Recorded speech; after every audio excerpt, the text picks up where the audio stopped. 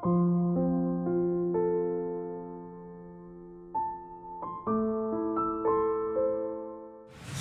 adik-adik, jumpa lagi dengan Kak Fa.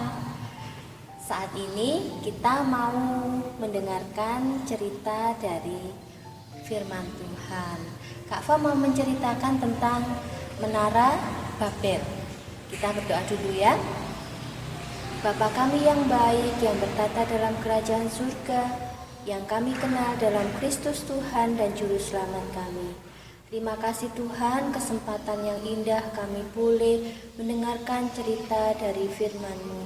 Meskipun kami tidak bertemu langsung, tapi kami percaya Engkau hadir bersama kami saat ini.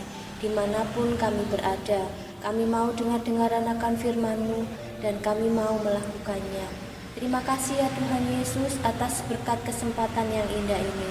Dan kami siap untuk mendengarkan cerita firman-Mu.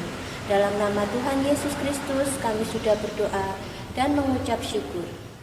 Amin. Nah adik-adik, kita mau mendengarkan cerita tentang Menara Babel, yaitu di Kejadian 11 ayat 1 sampai ayat ke-8. Adik-adik, yang Kak Fa ceritakan ini adalah kelanjutan cerita dari Kak Mary.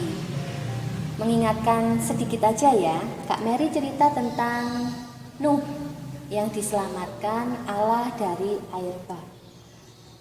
Nuh adalah orang yang diberkati dengan keselamatan. Setelah air bah, Nuh juga tidak melupakan begitu saja, tapi Nuh membangun mezbah, mengucap syukur. Sehingga setelah air bah berlalu, Tuhan Allah semakin memberkati Nuh. Nuh diberkati menjadi seorang petani dan anak-anaknya menjadi bangsa-bangsa yang besar yang tinggal di daerah-daerah Arab, di Afrika, di Mesir Selatan, dan terserak di beberapa tempat. Suatu hari, semua manusia yang tinggal mereka mendirikan rumah di tanah Sinear. Mereka mempunyai rencana membangun sebuah kota dan mendirikan sebuah menara yang puncaknya sampai ke langit. Mereka ingin mempunyai nama terkenal sehingga mereka tidak terserak ke seluruh bumi. Kemudian mereka bersama-sama membuat batu bata yang banyak sekali. Semuanya saling membantu. Mereka mendirikan menara hari demi hari, membangun menara itu, dan menara itu semakin tinggi. Akhirnya menara itu hampir selesai. Tetapi Tuhan melihat apa yang mereka usahakan dan Tuhan tidak menyukai perbuatan mereka. Rencana Tuhan pada awalnya, manusia harus menyebar dan memenuhi bumi. Lalu Tuhan menghukum mereka sehingga membuat mereka memiliki bahasa-bahasa yang berbeda dan menyerakkan mereka ke seluruh bumi. Dan kota itu sekarang disebut Babel, yang artinya kacau. Dan oleh sebab itulah sampai sekarang kita memiliki bahasa-bahasa yang berbeda-beda. Dan kota di mana menara itu dibangun disebut Babel sampai sekarang.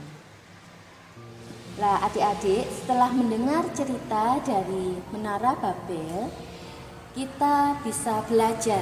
Pertama, tetaplah taat seperti Nuh, sehingga diberkati baik dengan keselamatan maupun dengan berkat-berkat apa yang diusahakan.